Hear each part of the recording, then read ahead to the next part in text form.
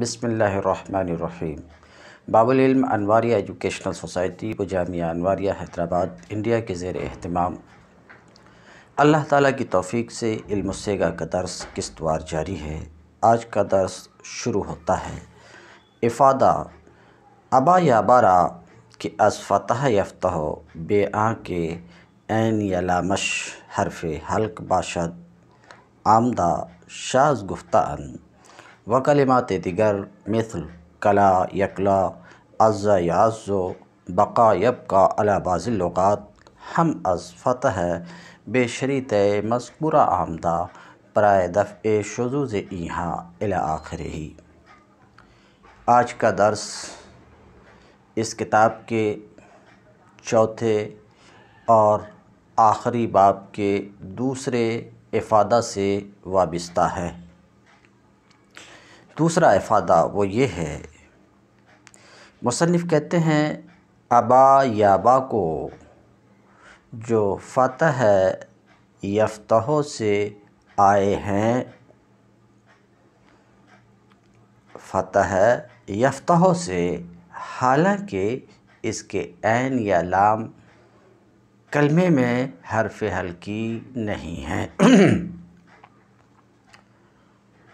تو جیسا کہ ما سبق میں باب فتح یفتح کے ذیل میں بتایا گیا کہ کسی بھی کلمہ کے اس باب سے آنے کے لیے شرط ہے کہ عین یا لام کلمے میں حرف حلقی ہو، تو ابا یا با فتح یفتح سے آیا ہے، حالانکہ اس کے عین یا لام کلمے میں کوئی حرف حلقی نہیں ہے۔ تو شرط مذکور کے بغیر فتح یفتح سے یہ ابا یا با آ گیا ہے، تو صرفیوں نے کیا کچھ کہا؟ صرفیوں نے یہ کہا کہ شاذ ہے، خلاف قاعدہ ہے، عرب سے ایسا ہی سنا گیا ہے، تو صرفیوں نے شاذ کہہ دیا۔ اس طریقے سے بعض لغت کے بنا پر کچھ اور کلمات بھی فتح یفتح سے آئے ہیں۔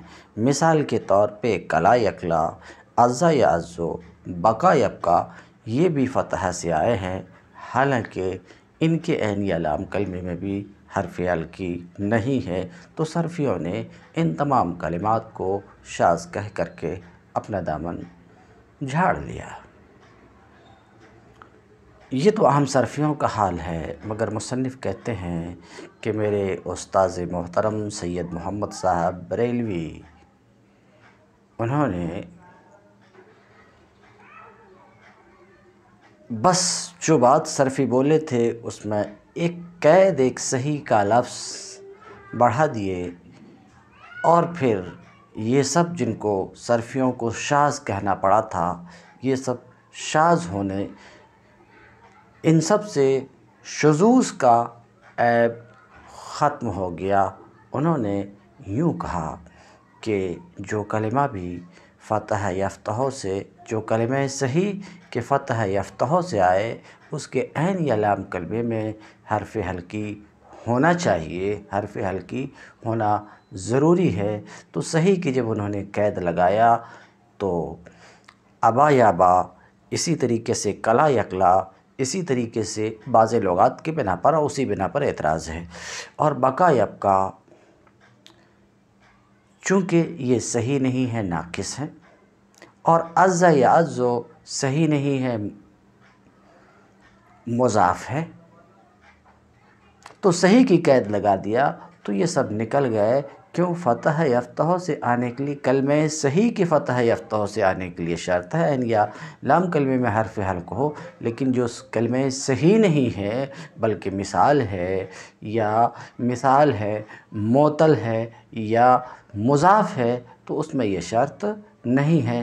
تو اب یہ سارے کلمات قاعدے کے مطابق ہوئے، قیاس کے خلاف نہیں رہے۔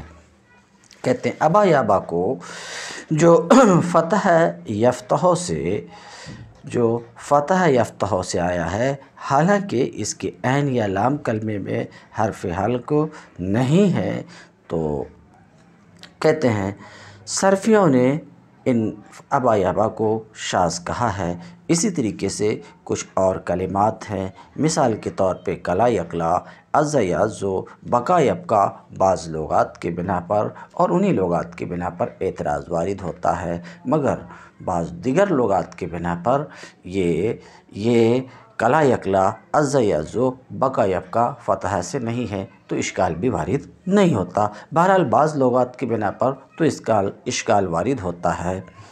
یہ الفاظ بھی فتح سے آئے ہیں شرط مذکور کے بغیر، تو ان سب کے شذوذ کو دور کرنے کے لیے حضرت استاذی نے قاعدے کی تقریر اس طریقے سے کیا ہے کہ جو کلمہ صحیح کے فتح یفتح سے آئے، ضروری ہے کہ اس کے عین یا لام کلمے میں حرف حلق ہو۔ استاذ محترم نے صحیح کی قید قاعدہ میں بڑھایا تو ان کلمات کا شذوذ، جن میں سے بعض ناقص ہیں جس کو آپ سن چکے ہیں، بعض مضاف ہیں، اب ان کا شذوذ لازم نہیں آتا۔ دفع شذوذ کل و خذ و مر۔ افادہ: در کل و خذ و مر کہ در اصل او کل او خذ او مر بدا، حذف حمزتین را شاذ گفتہ اند حضرت استاذی الی آخرہ۔ کل فعل امر ما سبق میں گزر چکا ہے، خذ فعل امر ما سبق میں گزر چکا ہے اور مر بھی ما سبق میں گزر چکا ہے۔ یہ سب محموز فا ہیں، امر حاضر معروف کا صیغہ محموز فا ہے۔ کہتے ہیں کل اور خذ اور مر اصل میں او کل او خذ او مر تھے۔ یہ اصل میں کیا تھے؟ او کل او خذ او مر تھے۔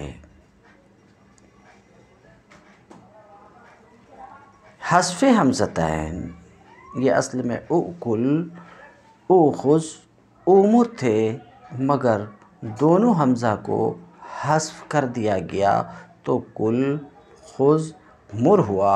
اب سوال یہ ہے کہ دونوں حمزہ کیوں حذف کر دیا ہے؟ دونوں حمزے کا حذف کس بنا پر ہوا ہے؟ تو مصنف کہتے ہیں صرفیوں نے دونوں حمزہ کے حذف کو شاذ کہہ دیا ہے۔ صرفیوں نے کیا کہا کہ ان تینوں صیغوں میں دونوں حمزاؤں کا حذف شاذ ہے، ایسا صرفیوں نے کہا ہے کیونکہ تینوں میں اومنہ کا قاعدہ پایا جا رہا ہے۔ او کل او خذ اور او مر حمزہ ساکنہ حمزہ مضمومہ کے بعد ہو، یہی اومنہ کا قاعدہ ہے، تو دوسرا حمزہ وجوبی طور پہ واو سے بدلتا ہے، تو تینوں میں اومنہ کا قاعدہ پایا جا رہا ہے، جس کا تقاضا یہ ہے کہ کوئی حمزہ حذف نہ کیا جائے، دو حمزے میں سے کوئی حمزہ حذف نہ کیا جائے بلکہ دوسرے حمزے کو صرف واو سے بدل دیا جائے، مگر دونوں حمزہ کو یہاں حذف کر دیا گیا ہے تو صرفیوں نے کہا کہ شاذ ہے، خلاف قاعدہ ہے، خلاف قیاس ہے، ایسا صرفیوں نے کہہ دیا ہے۔ تو کل خذ مر میں حذف حمزتین کو صرفیوں نے شاذ کہا ہے۔ کیا کہا ہے؟ شاذ کہا ہے، خلاف قاعدہ کہہ دیا بس۔ مگر مصنف کہتے ہیں حضرت استاذی دفع شذوذ اینہا بئین نہج فرمودن کہ دریں سیگہا قلب مکانی واقع شدہ۔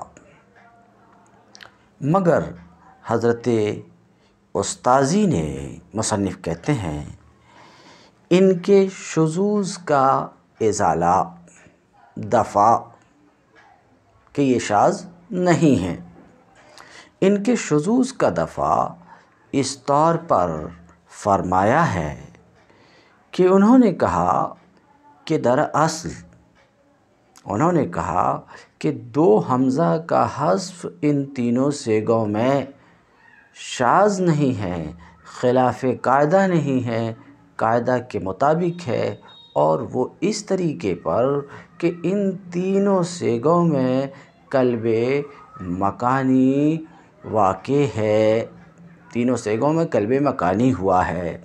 اب کہیں گے قلب مکانی کیا ہے؟ حروف کی ترتیب میں تقدیم و تاخیر، حروف کی ترتیب میں تقدیم و تاخیر کا نام قلب مکانی ہے۔ تو استاذ محترم نے، مصنف کہتے ہیں استاذ محترم نے یہ فرمایا کہ یہاں حمزتین کا حذف قاعدہ کے خلاف نہیں ہے بلکہ قاعدہ کے مطابق ہے، وہ اس طور پر کہ ان تینوں صیغوں میں قلب مکانی ہے۔ ان تینوں صیغوں میں کیا ہوا ہے؟ قلب مکانی ہوا ہے۔ قلب مکانی اس طور پر ہوا ہے کہ فا کو عین کی جگہ اور عین کو فا کی جگہ لے گئے ہیں، یعنی یہ جو کل ہے علی ھذا القیاس، وہ دونوں بھی خذ اور مر بھی، ان تینوں میں قلب مکانی ہوا اس طور پر کہ فا کو عین کی جگہ اور عین کو فا کی جگہ لے گئے ہیں۔ تو پہلے سے کیا تھا؟ کل، کل، تو فا کی جگہ کون ہے؟ حمزہ ہے، دوسرا حمزہ، تو دوسرا حمزہ فا کلمہ کی جگہ، عین کلمہ کی جگہ کاف ہے، تو فا کو عین کی جگہ اور عین کو فا کی جگہ، تو کل سے اکل۔ تو استاذ محترم نے یہ بتایا کہ ان تینوں میں قلب مکانی ہے، وہ اس طور پر کہ فا کو عین کی جگہ اور عین کو فا کی جگہ لے گئے، یعنی اکل، اخ اور ار قلب مکانی ہے۔ اور جب ان تینوں میں قلب مکانی ہے اور یہ تینوں قلب مکانی کی صورت میں اکل، اخذ، امر سے اکل، اخذ اور ار ہو رہے ہیں، تو پھر یسألو کا قاعدہ پایا جا رہا۔ اکل، حمزہ متحرکہ ساکن کے بعد، کون سے ساکن کے بعد؟ ساکن غیر مدہ زائدہ اور یائے تصغیر، غیر یائے تصغیر کے بعد واقع ہے۔ یہ تفصیل تو آئے گی، سر دست صرف اتنا کہ ان تینوں میں حمزہ متحرکہ ساکن کے حرف صحیح ساکن کے بعد ہیں، حمزہ متحرکہ حرف صحیح ساکن کے بعد ہیں۔ اور یسلو کا قاعدہ آپ نے پڑھ لیا کہ حمزہ ساکنہ حمزہ متحرکہ کے بعد ہو، تو ایسی صورت میں حمزہ کی حرکت نقل کر کے حرکت ماقبل کو دے دی جاتی ہے اور حمزہ کو گرا دیا جاتا ہے۔ تو اکل اور اخذ وغیرہ میں جو حمزہ ہے، اس کی حرکت نقل کر کے ماقبل کو دیا گیا اور حمزہ کو گرا دیا گیا۔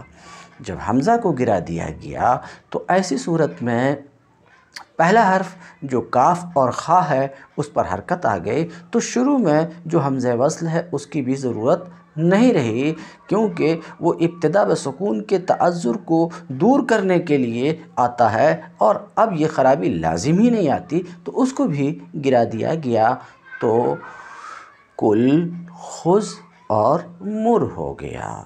تو اس طریقے سے حذف حمزتین کو ان تینوں میں حذف حمزتین کو صرفیوں نے شاذ کہا ہے، مگر استاذ محترم کی تصریح استاذ محترم نے بتایا شاذ نہیں ہے، قاعدہ کے خلاف نہیں ہے، بلکہ حذف حمزتین ان تینوں میں قاعدہ کے مطابق ہے، اس طور پر کہ ان تینوں میں قلب مکانی ہوا ہے، اور پھر حمزتین کا حذف قاعدہ کے مطابق ہے، قاعدہ کے خلاف نہیں ہے، دونوں حمزے کا حذف شاذ نہیں ہے۔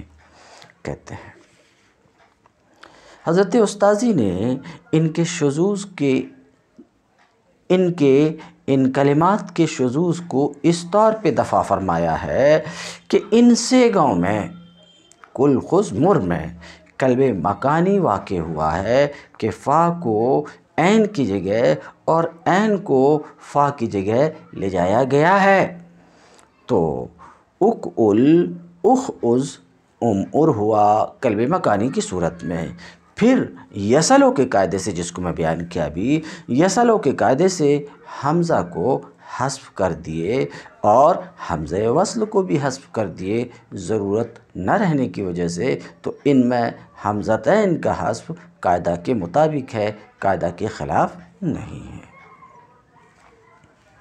سوال: قاعدہ یسلو جوازی است و حذف در کل و خذ وجوبی۔ ایک سوال، ابھی کہا کہ بات دراصل یہ ہے کہ ان تینوں میں قلب مکانی ہوا ہے۔ قلب مکانی کے بعد یہ اک ال اخ از اور ار ہوتا ہے۔ پھر یسلو کے قاعدے سے حمزہ گر گیا ہے، یہ کچھ کہا گیا ہے اور یہ حمزہ یسلو کے قاعدے سے گرا، اور پہلا حمزہ یعنی حمزہ وصل اس لیے گرا کہ اس کی ضرورت نہیں تھی۔ مگر یہاں مین حمزہ کا گرنا یسلو کے قاعدے سے ہے، یسلو کے قاعدے سے۔ اس پر سوال یہ ہے کہ جناب یسلو کا قاعدہ جو ما سبق میں ہم نے پڑھا وہ قاعدہ جوازی ہے، یعنی ایسی صورت میں حمزہ کی حرکت نقل کر کے ما قبل کو دینا اور حمزہ کو گرا دینا یہ جائز ہے، واجب نہیں ہے۔ یسلو کا قاعدہ جوازی ہے، حالانکہ کل اور خذ میں حمزہ کا حذف وجوبی ہے۔ تو پھر یہ کہنا کیسے صحیح ہوگا کہ یسلو کے قاعدے سے حمزہ کی حرکت نقل کر کے حمزہ کی حرکت ما قبل کو دے دی گئی اور حمزہ کو گرا دیا گیا، یہ کہنا کیوں کر درست ہو سکتا ہے؟ کیونکہ یسلو کا قاعدہ جوازی ہے اور کل خذ میں حمزے کا حذف وجوبی ہے۔ یہ ہے سوال یسلو کا قاعدہ جوازی ہے اور کل اور خذ میں حمزہ کا حذف وجوبی ہے۔ جواب: سوال تو آپ نے سن لیا۔ ما تقریر قاعدہ کہتے ہیں۔ جواب: حاصل جواب: قاعدہ کی تقریر، یسلو کے قاعدے کو آپ نے سنا، اس قاعدہ کی تقریر ہم اس ڈھنگ سے کرتے ہیں، اس طریقے سے قاعدہ کی تقریر نہیں کریں گے۔ قاعدہ کی تقریر اس طریقے سے ہم کرتے ہیں۔ ما تقریر قاعدہ بری نمت می کنیم، ہم قاعدہ کی تقریر اس طریقے سے کرتے ہیں۔ کس طریقے سے؟ جو حمزہ متحرکہ کے ساکن کے بعد ہو۔ ابھی دیکھ لیجئے، یس آلو حمزہ متحرکہ ساکن کے بعد، مگر یہ ساکن مدہ زائدہ نہ ہو جیسا کہ یس آلو میں، اور یہ یائے تصغیر نہ ہو۔ کیوں؟ یہ ساکن اگر مدہ زائدہ ہے یا یائے تصغیر ہے تو اس کا الگ قاعدہ ہے۔ خطیئتن اور افیسن سے خطیئتن افیسن وہ الگ قاعدہ ہے۔ بہرحال تو قاعدے کی تقریر ہم اس طریقے سے کریں گے کہ جو حمزہ متحرکہ کے ساکن کے بعد ہو اور یہ مدہ زائدہ نہ ہو، یائے تصغیر نہ ہو، یہ ساکن مدہ زائدہ بھی نہ ہو اور یائے تصغیر بھی نہ ہو، تو اس حمزہ کی حرکت ما قبل کی طرف منتقل ہو جاتی ہے۔ تو ابھی تک کتنی سی بات کہی گئی؟ جو حمزہ متحرکہ کے ساکن کے بعد ہو اور یہ مدہ زائدہ بھی نہ ہو یا تصغیر بھی نہ ہو، تو اس حمزہ کی حرکت، حمزہ جس پر حرکت ہے، اس حمزہ کی حرکت ما قبل کی طرف منتقل ہو جاتی ہے، وہ حمزہ حذف شود اور وجوباً اس حمزہ کی حرکت ما قبل کی طرف منتقل ہو جاتی ہے اور حمزہ محذوف ہو جاتا ہے، حمزہ گر جاتا ہے وجوبی طور پر۔ کب؟ اگر یہ حمزہ، اگر وقوع حمزہ بعد ساکن، اگر حمزہ کا وقوع ساکن کے بعد، اگر حمزہ کا وقوع ساکن کے بعد قلب کی وجہ سے ہو، جیسا کہ اک ال میں ساکن کا وقوع اک میں حمزہ کا وقوع ساکن کے بعد قلب کی وجہ سے ہے۔ کہتے ہیں اگر حمزہ کا وقوع ساکن کے بعد قلب کی وجہ سے ہو یا افعال قلوب کے کسی فعل میں ہو، افعال قلوب کے کسی فعل میں ہو، جیسے یرعیو، حمزہ کا وقوع ساکن کے بعد کس میں ہے؟ افعال قلوب کے ایک فعل میں ہے، تو اس وقت حمزہ کا حذف وجوبی ہے۔ کہتے ہیں حمزہ حذف شود، حمزہ گر جاتا ہے وجوبی طور پر اگر وقوع حمزہ بعد ساکین، اگر حمزہ کا وقوع ساکن کے بعد قلب کی وجہ سے ہو یا افعال قلوب میں سے کسی فعل میں ہو، تو وجوبی طور پہ حمزہ محذوف ہو جاتا ہے، وَإِلَّا جَوَازًا، ورنہ جوازی طور پر محذوف ہوتا ہے۔ جو بات انہوں نے کہا جواب میں، سوال تو آپ نے سن ہی لیا، جواب میں جو کچھ مصنف کہہ رہے ہیں اس کا حاصل یہ کہ دیکھیے حمزہ متحرکہ ساکن کے بعد واقع ہو، اسی بات کو جو میں کہہ چکا ہوں دوبارہ صاف سے کہہ رہا ہوں، حمزہ متحرکہ ساکن کے بعد واقع ہو اور یہ ساکن مدہ زائدہ بھی نہ ہو، یائے تصغیر بھی نہ ہو، یائے تصغیر بھی نہ ہو، تو ایسی صورت میں کیا ہوتا ہے کہ حمزہ کی حرکت ماقبل کی طرف منتقل ہو جاتی ہے، کبھی وجوباً اور کبھی جوازاً۔ حمزہ کی حرکت ماقبل کی طرف منتقل ہو جاتی ہے، حمزہ کی حرکت ماقبل کو دے دی جاتی ہے، کبھی وجوباً اور کبھی جوازاً۔ وجوباً اس وقت جبکہ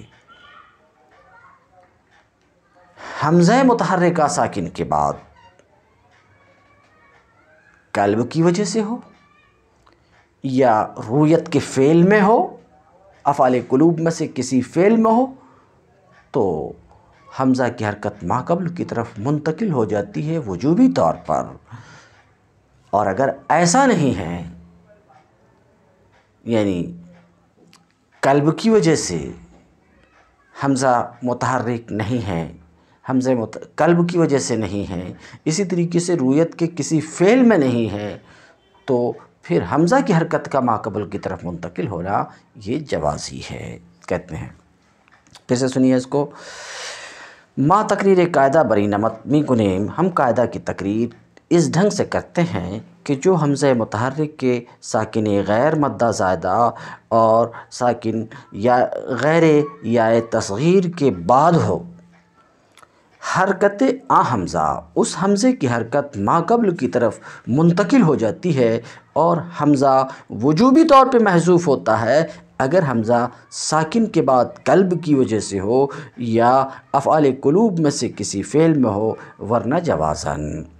پس وجوب حذف حمزہ در افعال رویت، تو حمزہ کے حذف کا وجوب رویت کے فعل میں جو وقت میں گزر چکا، یرا، ترا، ارا، نرا وغیرہ میں حمزہ کا وجوبی طور پر حذف ہوا ہے، تو حمزہ کی حذف کا وجوب رویت کے افعال میں بھی قاعدے کے مطابق ہے، قاعدے سے ہے، اور ان تینوں صیغوں میں بھی حمزہ کا حذف یعنی کل، خذ، مر میں بھی حمزہ کا حذف قاعدے سے ہے، قاعدے بلا قاعدہ کے خلاف نہیں ہے۔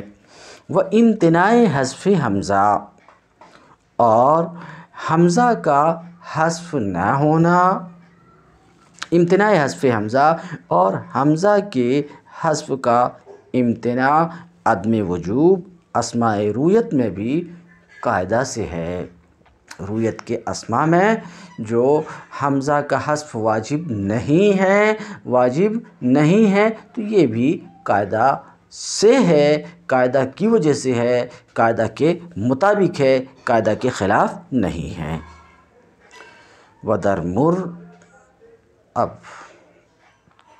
ایک سوال کا جواب پھر دے رہے ہیں کہ ابھی جو آپ نے قاعدہ کو بیان کیا کہ اگر قلب کی وجہ سے حمزہ متحرکہ ساکنے کے بعد ہو، یعنی حرف صحیح ساکن کے بعد ہو، المختصر قلب کے بعد قلبی کی وجہ سے اگر حمزہ متحرکہ ساکن کے بعد ہو تو وجوبی طور پر حمزہ کی حرکت ماقبل کی طرف منتقل ہو جاتی ہے۔ ابھی آپ نے جواب میں کہا۔ اس کے اوپر سوال یہ ہے کہ مر میں اگر صرف مر ہی آتا اور او مر نہیں، وَأْمُرْ أَهْلَكَ بِالصَّلَاةِ کسی طریقے سے نہیں آتا، تب تو آپ نے جو بیان کیا وہ بات درست ہو سکتی تھی، مگر حال یہ ہے کہ یہ مر بھی آیا ہے، حمزہ کے حذف کے ساتھ بھی آیا ہے اور حمزہ کے ساتھ بھی آیا ہے۔ جیسے کتاب ہی میں وَأْمُرْ، تو حمزہ کے حذف کے ساتھ بھی آیا اور حمزہ کے ساتھ بھی آیا۔ حالانکہ آپ کے بیان کردہ قاعدہ کے مطابق یہاں حمزہ کا حذف واجبی ہے، یعنی بغیر حمزہ کے اسے نہیں آنا چاہیے، حالانکہ آیا ہے۔ تو اس سوال کا جواب دے رہے ہیں کہ وَدَرْ مُر قلب و عدم قلب ہر دو آمدہ۔ مر میں اصل بات یہ ہے کہ قلب اور عدم قلب دونوں آیا ہے۔ مر میں قلب بھی آیا ہے، عدم قلب بھی آیا ہے۔ بر تقدیر قلب کی تقدیر پہ حمزہ وجوباً محذوف ہو جاتا ہے، لہٰذا اور نہیں آیا ہے، اور عدم قلب کی تقدیر پہ حمزہ محذوف ہو جاتا ہے۔ کہتے ہیں حمزہ محذوف ہو جاتا ہے۔ وقلب مکانی در لغت عرب بسیار واقع می شود۔ عربی زبان میں قلب مکانی بکثرت واقع ہوتا ہے۔ قلب مکانی کبھی تو اس طور پر ہوتا ہے کہ فا کو عین کی جگہ اور عین کو فا کی جگہ لے جایا جاتا ہے، یعنی فا کو عین کی جگہ اور عین کو فا کی جگہ لے جا کر قلب مکانی ہوتا ہے۔ مثال کے طور پہ آدر، یہ آدر جمع ہے دار کی، آدر جمع ہے دار کی، جس کے معنی گھر، دار بمعنی گھر۔ آدر یہ اصل میں ادور تھا، آدر اصل میں ادورن تھا۔ باقاعدہ 5 معطل کے قاعدہ نمبر 5 سے 26 قاعدے گزر چکے ہیں۔ معطل کے قاعدہ نمبر 5 سے یعنی وجوہن کے قاعدہ سے واو کو حمزہ سے بدلا گیا تو ادورن سے ادورن ہوا، پھر ادورن سے ادورن ہوا، پھر حمزہ کو قلب مکانی سے دال کی جگہ اور دال کو حمزہ کی جگہ لائے تو ادور سے کیا ہو جائے گا؟ ادر، ادورن سے ادورن، قلب کے بعد ایسا ہو جائے گا۔ آدرن جب ہوا تو پھر ایک دوسرا قاعدہ پایا گیا آمنہ کا۔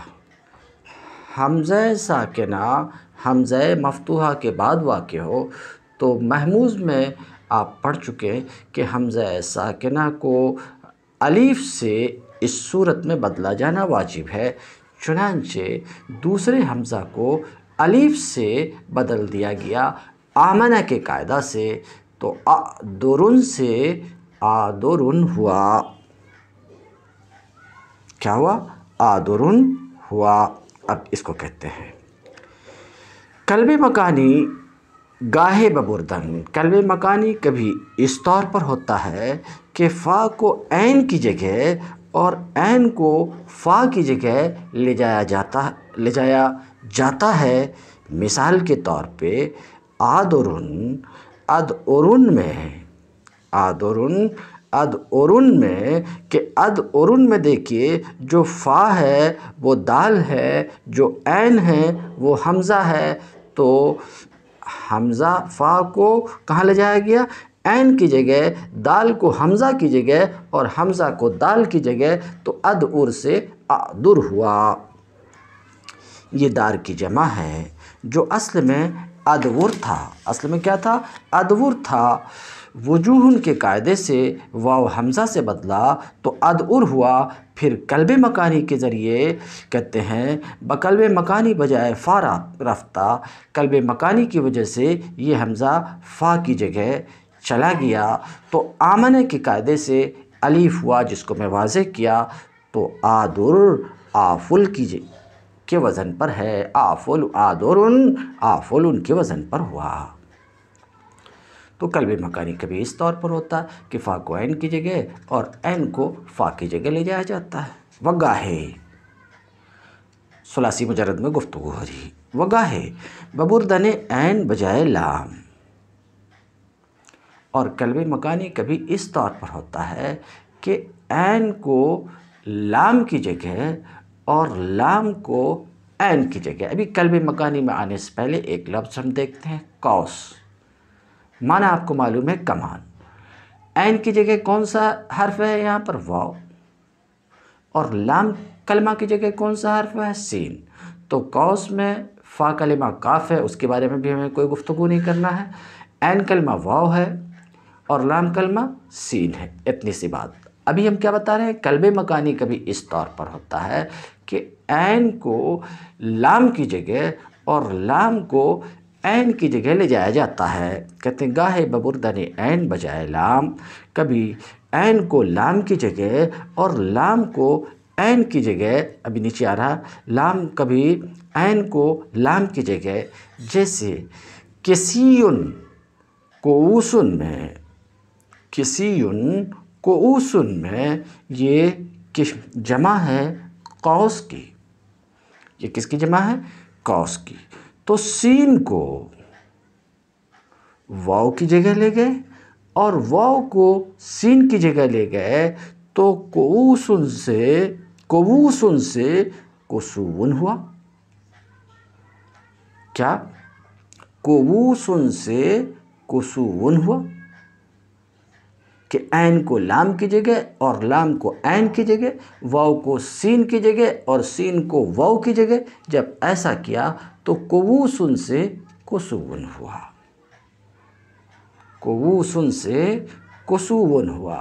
پھر دولین کے قاعدے سے دونوں واو کو یا سے بدل دیا گیا اور ما قبل کے ضمہ کو کسرہ سے بدل دیا گیا، اور اس کے پہلے جو ہے اس کو بھی حرکت جواری کے طور پہ کسرہ دے دیا گیا، تو کسیون ہوا کہتے ہیں۔ یہ بات ما سبق میں گزر چکی، دلون والی بات کہتے ہیں۔ پھر قاعدہ 15 سے، قاعدہ 15 سنا آپ نے کہ دو واو جو فعول کے آخر میں ہوں، قاعدہ نمبر 15 کی بات کر رہا ہوں، دو واو جو فعول کے آخر میں ہو تو دونوں واو یا ہو کر مدغم ہو جاتے ہیں اور ما قبل کا ضمہ کسرہ ہو جاتا ہے۔ ما قبل کا ضمہ کیا ہو جاتا ہے؟ کسرہ ہو جاتا ہے۔ اور یہ بھی جائز ہے کہ فا بھی کسرہ ہو جائے، جیسے کہ دلیون، دلیون بھی جائز ہے، دلیون بھی جائز ہے کہتے ہیں۔ کسون ہوا۔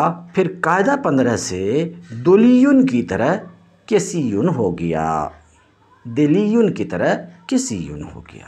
دو صورت آپ نے دیکھا، وگاہ ببردن لام بجائے فا اور قلب مکانی۔ دو صورت دیکھیں، پہلی صورت کیا تھی کہ فا کو عین کی جگہ اور عین کو فا کی جگہ، دوسری صورت عین کو لام کی جگہ، لام کو عین کی جگہ، تیسری صورت قلب مکانی کی کبھی یہ ہوتی ہے گاہے ببردن لام بجائے فا، کہ کبھی لام کو فا کی جگہ اور فا کو عین کی جگہ اور عین کو لام کی جگہ لے جا کر، اس طرح سے بھی قلب مکانی ہوتا۔ کہتے ہیں کبھی لام کو فا کی جگہ اور فا کو عین کی جگہ اور عین کو لام کی جگہ لے جا کر بھی قلب مکانی ہوتا ہے، جیسے اشیاء و شے کی جمع، کہ اصل میں شیء تھا۔ یہ اشیاء اصل میں کیا تھا؟ شیء۔ شیء میں آ جائیے، شیء میں حروف اصلی کیا؟ شین یا حمزہ۔ فا کلمہ کی جگہ سین ہے، عین کلمہ کی جگہ یا ہے، یعنی عین کلمہ یا ہے اور لام کلمہ حمزہ ہے۔ تو لام میں کون ہے؟ حمزہ۔ لام کو فا کی جگہ لائیے، تو فا کی جگہ حمزہ آیا، اور پہلے سے فا کی جگہ کون تھا؟ شین، تو شین کو عین کی جگہ کیجئے، اور جو عین کی جگہ تھا اس کو لام کی جگہ کیجئے، تو شیء سے اشیاء ہوگا۔ تو کہتے ہیں جیسے اشیاء جو اصل میں شیء تھا، اشیاء اصل میں کیا تھا؟ شیء تھا، یہ اسم جمع شیء کا ہے۔ یہ اسم جمع کس کا ہے؟ شیء کا، جیسے کہ نامہ و نعمت کا اسم جمع ہے۔ وہ بات تو آپ کہیں گے کہ ہمارے سمجھ میں آ گئی کہ اشیاء اصل میں شیء تھا، قلب مکانی ہوا، لام کو فا کی جگہ لایا گیا، فا کو عین کی جگہ اور عین کو لام کی جگہ لے جایا گیا، تو شیء سے اشیاء ہوا۔ جیسے کہ کہتے ہیں ہوا، تو اشیاء اصل میں شیء تھا، یہ شیء کیا ہے؟ شیء کا اسم جمع ہے، شیء کا اسم جمع ہے۔ جیسے کہ نامہ ہو، آپ سوال یہ کریں گے کہ یہاں جو تمثیل ہے نامہ کے ذریعے سے مثال دی گئی، جیسے کہ نامہ ہو، اس تمثیل کی کیا ضرورت تھی؟ تو ہم کہیں گے یہ تمثیل جیسے کہ نامہ ہو، نعمت کا اسم جمع، یہ تمثیل اس وہم کو دور کرنے کے لیے ہے کہ فالاؤ کا وزن، وہم یہ ہوتا ہے کہ فالاؤ شیء فالاؤ، وہم یہ ہوتا ہے کہ فالاؤ کا وزن تو واحد مؤنث کی صفت کے لیے آتا ہے۔ وزن فالاؤ کس کے لیے آتا ہے؟ واحد مؤنث کی صفت کے لیے آتا ہے، جیسے کہ حمراء، سوداء وغیرہ۔ تو اور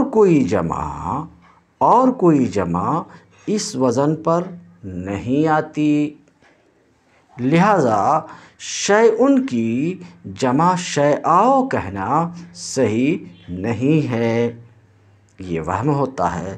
اس وہم کو ناموں کی نظیر سے دور کرتے ہیں کہ یہ وزن فالاؤ کا وزن صرف صفت کے لیے خاص نہیں ہے، بلکہ جمع کے لیے بھی یہ وزن آتا ہے، جس کی مثال نامہ موجود ہے، لہذا شیء کی جمع شیء کہنا غلط نہیں ہے۔ جیسے نامہ اسم جمع نعمت کا ہے، نامہ اسم جمع نعمت کا ہے، یعنی جس طریقے سے نامہ اسم جمع نعمت کا ہے، ایسے ہی شیء اسم جمع شے کا ہے۔ ایک سوال، ایک اعتراض مصنف کی اس عبارت پر، کون سی عبارت پر؟ کہ نامہ اسم جمع نعمت کا ہے۔ اعتراض یہ ہے، یہاں پر اعتراض یہ ہے کہ اسم جمع تو وہ اسم ہوتا ہے جو متعدد پر دلالت کرے اور اس کے مادہ سے کوئی دوسرا لفظ واحد کے لیے نہ ہو، متعدد پر دلالت کرے اور اس کے مادہ سے کوئی دوسرا لفظ واحد کے لیے نہ ہو، جیسے کہ قوم اس میں جمع ہے، رہط اس میں جمع ہے، متعدد پر دلالت کرتا ہے اور اس کے مادہ سے کوئی دوسرا لفظ واحد کے لیے نہیں ہے، اور نامہ ہو اور اشیاء کے مادے سے تو ان کا واحد شیء اور نعمت موجود ہے۔ پھر آپ نے مصنف کے اوپر اعتراض یہ ہوتا ہے کہ پھر آپ نے اسے ناماؤ اور شیء کو اس میں جمع کیوں کہا؟ مصنف کو چاہیے تھا کہ صرف جمع کہتے۔ یہاں پر یہ اعتراض اور سوال وارد ہوتا ہے مصنف کی اس عبارت پر کہ اس میں جمع شیء، اس میں جمع شیء مثل نامہ، اس میں جمع نعمہ، اس پر یہ اعتراض وارد ہوتا جو آپ نے سنا جواب۔ اس میں جمع، لفظ اس میں جمع کا جو یہاں پر اطلاق ہوا ہے، اس میں جمع سے اصطلاحی اس میں جمع یہاں پر مراد نہیں ہے۔ مصنف کی عبارت میں اصطلاحی اس میں جمع مراد نہیں ہے، بلکہ جمع ہی مراد ہے۔ اور جمع ہی مراد ہے تو یہ لفظ اسم کیوں بڑھا دیے؟ کہتے ہیں لفظ اسم یہ اشارہ کرنے کے لیے صرف بڑھایا گیا کہ فعلاؤ صفت کے ساتھ مختص نہیں ہے، بلکہ اس میں ذات میں بھی آتا ہے۔ بہرحال پھر سے دیکھیے، جیسے اشیاء اصل میں شیء تھا، شیء کا اسم جمع، جس طریقے سے کہ نامہ نعمت کا اسم جمع ہے۔ اب اشیاء بروزن افعال، یہ جو عبارت ہے در حقیقت اس عبارت سے سکاکی کی تردید کرنی ہے جو آپ کے حاشیہ میں ہے۔ اشیاء افعالوں کے وزن پر نہیں ہو سکتا۔ کیا؟ اشیاء افعالوں کے وزن پر نہیں ہو سکتا، بلکہ اشیاء اصل میں شیء تھا، فعلاؤ کے وزن پر ہے۔ تو کہتے ہیں اشیاء افعالوں کے وزن پر نہیں ہو سکتا، کیوں؟ اس لیے کہ اشیاء غیر منصرف ہے۔ غیر منصرف آپ کو معلوم ہے، اس لیے کہ اشیاء غیر منصرف ہے، وہ بر تقدیر بودنش بر وزن افعال، اور اس کے افعال کے وزن پر ہونے کی صورت میں کیا کہہ رہے ہیں کہ اشیاء غیر منصرف ہے اور اس کے افعالوں کے وزن پر ہونے کی صورت میں سبب برائے منع صرف یافتہ نمی شود، اس میں منع صرف کا کوئی سبب نہیں پایا جاتا، اس لیے اس کی اصل فعلاؤ قرار دیے ہیں۔ اس کی اصل کیا قرار دیے ہیں؟ فعلاؤ قرار دیے ہیں کہ فعلاؤ میں حمزہ ممدودہ ہے، سبب منع صرف است، جو منع صرف کا سبب ہے، دو سبب کے قائم مقام ہے، یہ بات واضح ہے۔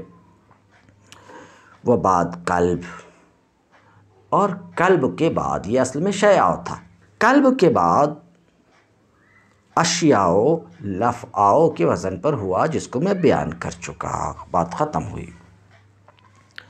نوشتہ ان کہ قلب بدگر اخوان اشتقاقی کلمہ شناختہ می شود مثل آدر کے بلفظ دار واحد و دور جمع و دوائرہ تصغیر معلوم می گردد۔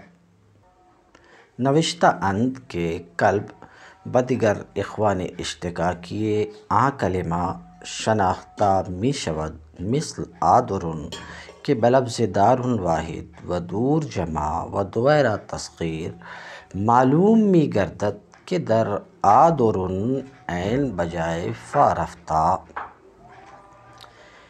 صرفی حضرات لکھے ہیں کہ قلب کو اس کلمہ کے مادہ کے دوسرے مشتقات سے پہچانا جاتا ہے۔ مثال کے طور پہ آدرن کے لفظ دار، آدرن جس کو لفظ دار واحد، دور جمع اور دوبارہ تصغیر سے معلوم ہو جاتا ہے کہ آدرن میں یہ آدرن میں عین فا کی جگہ منتقل ہوا ہے۔ اسی طریقے سے کسیون، اس میں پہلے گفتگو کر چکا ہوں اس لیے دوبارہ گفتگو نہیں کرتا۔ اسی طریقے سے کسیون میں جو لفظ قوس اور تقوس سے معلوم ہو جاتا ہے کہ کسیون کی اصل قووسن تھی، اسی طریقے سے کلب کو پہچانا جاتا ہے۔ بہیں کہ اگر قائل بقلب نہ شوند، منع صرف بے سبب لازم آید چنانکہ در اشیاء۔ اور یہ کہ قلب کا قائل نہ ہونا بعض کلمے میں، بعض لفظ میں، بعض اسم میں، بعض فعل میں قلب کا قائل نہ ہونا، اور یہ کہ اگر قلب کے قائل نہ ہوں تو ایسی صورت میں منع صرف بے سبب لازم آئے، غیر منصرف ہونا بغیر کسی سبب کے لازم آئے، جیسا کہ اشیاء میں تو جناب استاذی می فرمودن، جناب استاذی فرماتے تھے، جناب میرے استاذ فرماتے تھے کہ ہم چنی قلب شناختہ می شود، اس طریقے سے قلب کی پہچان ہوتی ہے۔ یہ کہ اگر قلب کا اعتبار نہ کریں تو شاذ ہونا لازم آئے، جیسا کہ کل خذ مر میں،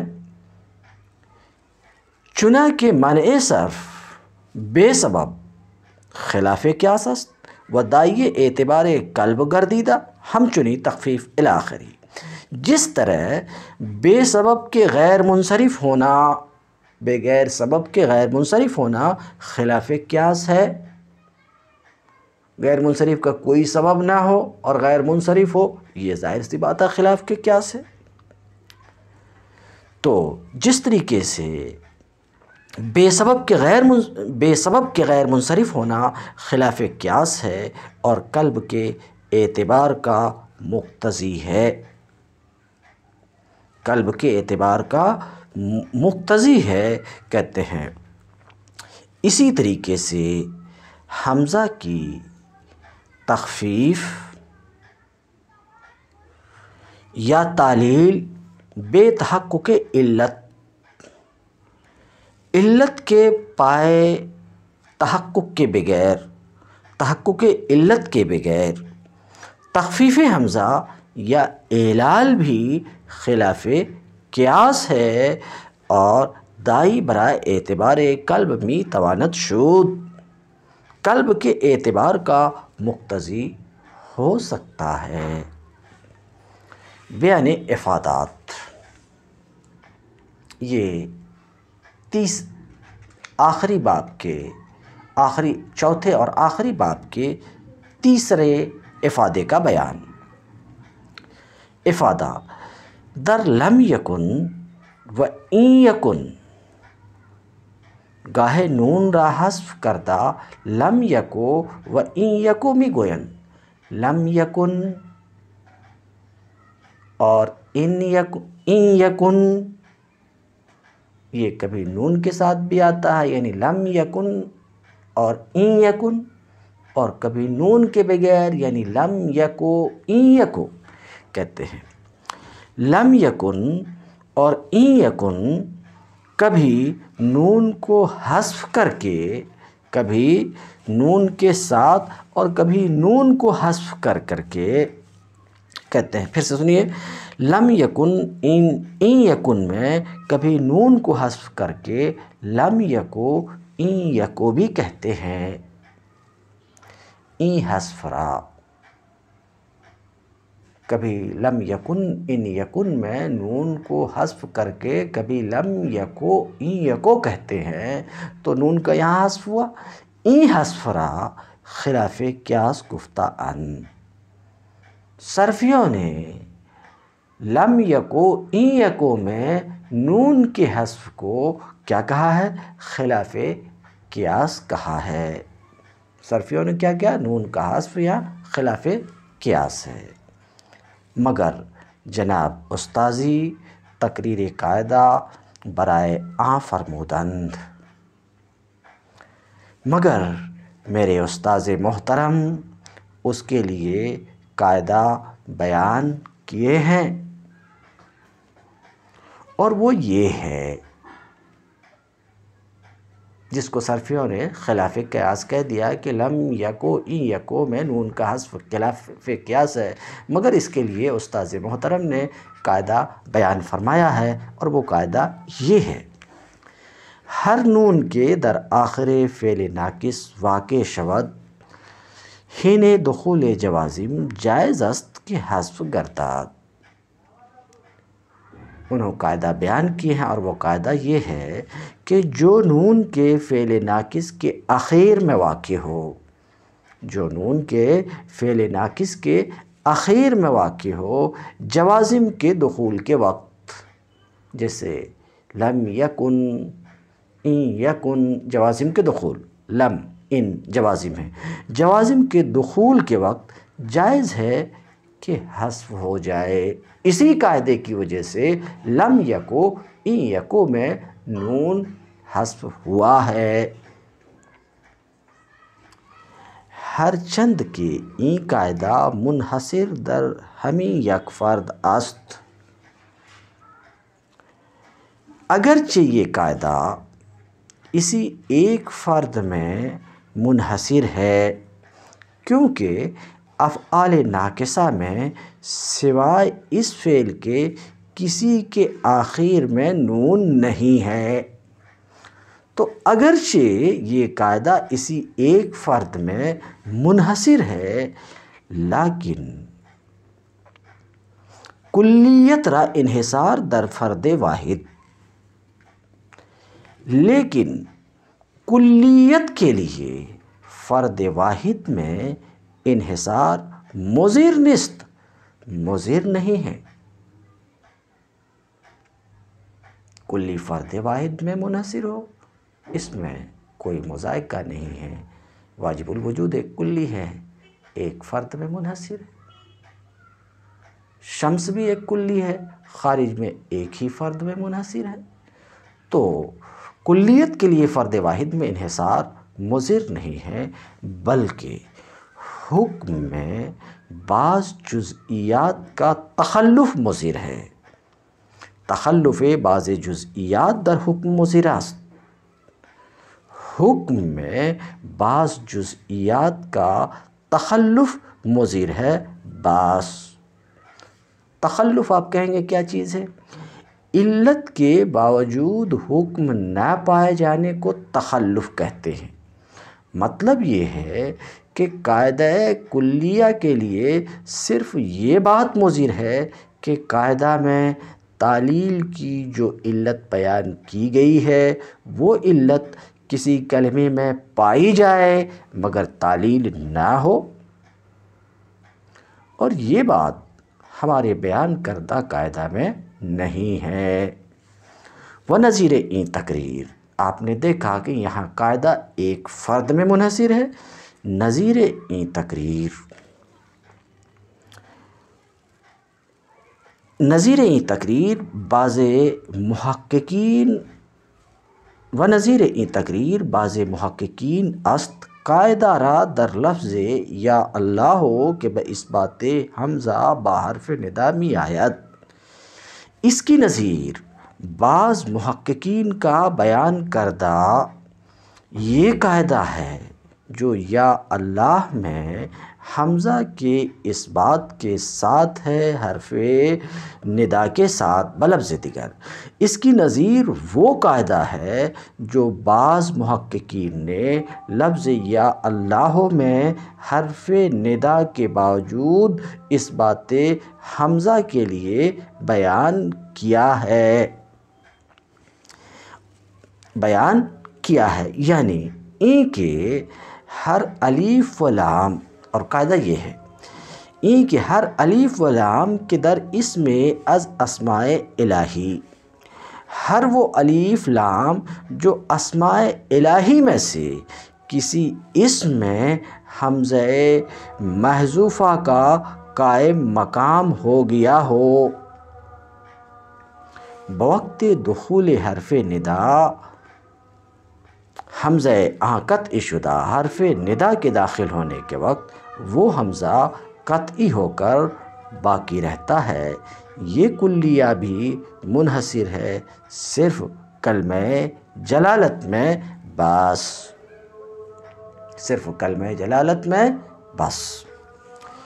دفع شذوذ اتخذ، افادہ یا مبدل از حمزہ چون فائے افتعال باشد تا نمی شود چون ایتکل ایتمر، کہ وہ یا جو حمزہ سے بدل کر آئی ہو، وہ یا جو حمزہ سے بدل کر آئی ہو، یہ یا جب افتعال کی فا ہو، وہ یا جو حمزہ سے بدل کر کے آئی ہے، وہی یا اگر افتعال کی فا ہو، وہ یا فائے افتعال ہو تو تا نمی شود، وہ یا تا سے نہیں بدلتی ہے، وہ یا تا سے نہیں بدلتی ہے۔ کہتے ہیں یا مبدل از حمزہ، حمزہ سے بدل کر آنے والی یا جب فائے افتعال ہو تو وہ یا تا نہیں ہوتی ہے، جیسے ایتکل ایتمر، ایتکل اصل میں ایتکل تھا، ایمان کے قاعدے سے حمزہ یا سے بدلا ہے، اور ایتمار کی گردان تو پیچھے گزر ہی چکی ہے، ایتمر یا تمرو، یہاں بھی دوسرا حمزہ ایمان کے قاعدے سے یا سے بدل کر کے آئی ہے، تو ایتکل ایتمر میں یا حمزہ سے بدل کر کے آئی ہے، اور حمزہ سے بدل کر کے آنے والی یا افتعال کی فا ہو تو تا سے نہیں بدلتی ہے۔ لہٰذا اتخذ کے درآں یا تا شدہ ساز گفتہ ہن، لہٰذا اتخذ جس میں کہ یا تا ہو گئی ہے، شاذ کہنا یہ چاہ رہے ہیں کہ دیکھو ایتکل ایتمر میں یا تا سے نہیں بدلی، کیونکہ افتعال کے فا کلمے میں جو یہ یا ہے، یہ یا حمزہ سے بدل کر کے آئی ہے، اور یا حمزہ سے بدل کر کے آئی ہو افتعال کے فا کلمے میں ہو تو وہ یا تا سے نہیں بدلتی ہے۔ قانون یہ ہے تو اتخذ میں بھی یا کو تا سے نہیں بدلنا چاہیے، کیونکہ اتخذ اصل میں اتخذ تھا، اتخذ حمزہ یا سے بدلا تو حمزہ کو یا سے بدلا، سمجھ رہے ہیں، پھر یا کو تا سے بدل رہے ہیں، حالانکہ ضابطہ یہ ہے کہ وہ یا جو حمزہ سے بدل کر کے آئی ہو وہ تا سے نہیں بدلتی ہے۔ لہٰذا اتخذ کے درآں اتخذ جس میں کہ یا تا ہو گئی ہے، صرفیوں نے شاذ کہہ دیا ہے، کیا کہہ دیا ہے؟ شاذ کہہ دیا ہے، مگر استاذ مرحوم اس کے شذوذ کے دفع کے لیے فرماتے تھے اور کہتے تھے کہ تا اتخذ میں اصلی ہے، یا سے بدل کر نہیں آئی ہے، کہ اس کا مجرد اخذ نہیں ہے، تاخیزہ ہے، اس کا مجرد تاخیز ہے، یتخذو ہے، اخذ یاخذو نہیں ہے۔